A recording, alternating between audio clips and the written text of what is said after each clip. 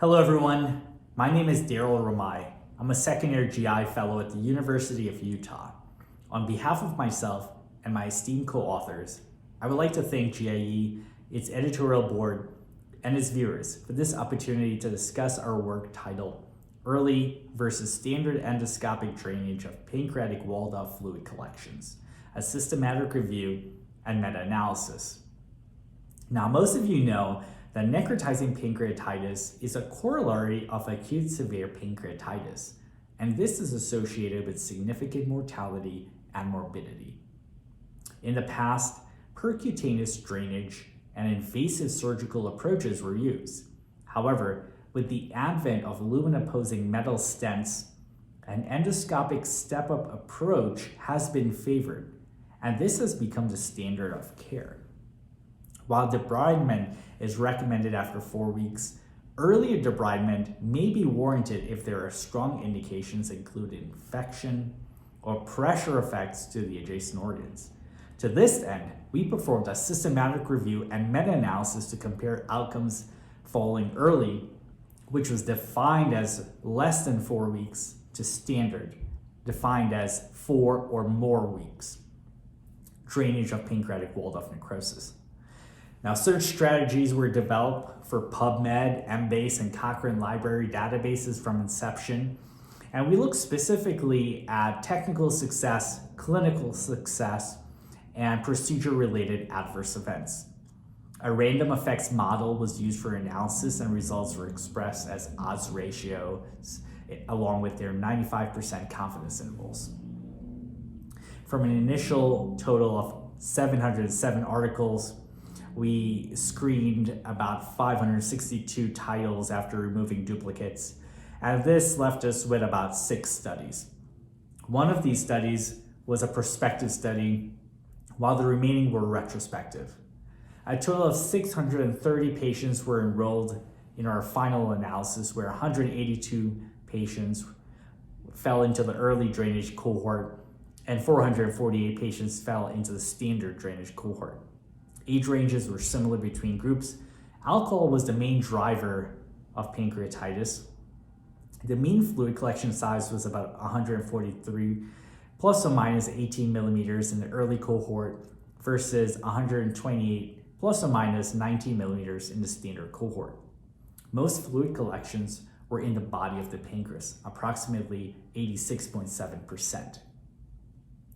Overall, looking at the quality of these studies, all studies were considered of high quality.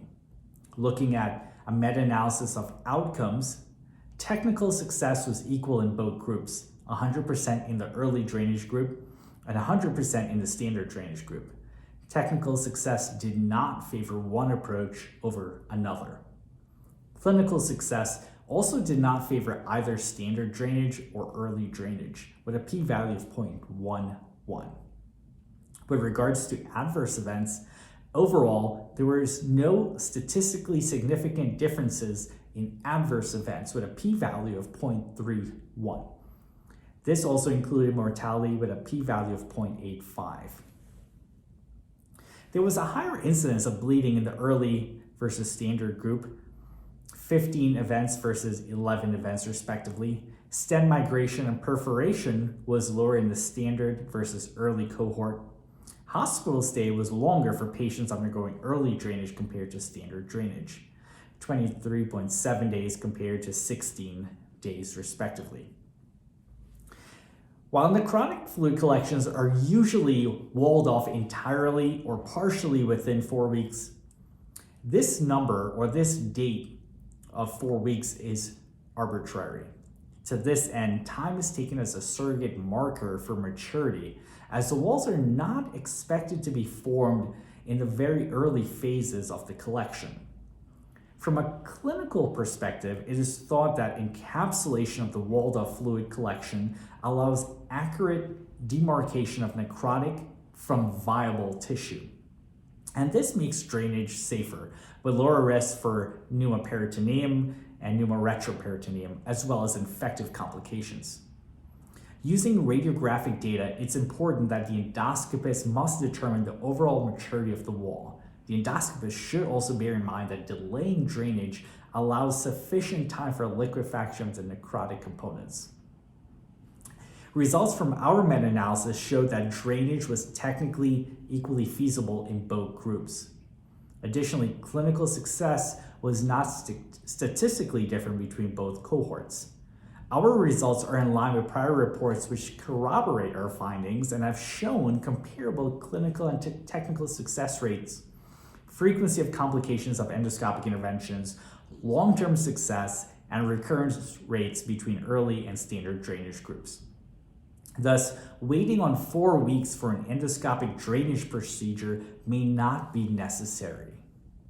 Furthermore, endoscopists should bear in mind that stent migration and perforation was slightly higher when drainage was performed after 4 weeks. Several limitations to our present study exist. Firstly, only 6 studies were included in our final analysis, and this has a bearing on sample size. Second, heterogeneity in clinical success suggests outcomes might be accounted for by other variables not explained in our analysis. Moreover, the studies included in this meta-analysis likely does not capture higher risk patients who may require emergent drainage and thus fall into a different clinical category.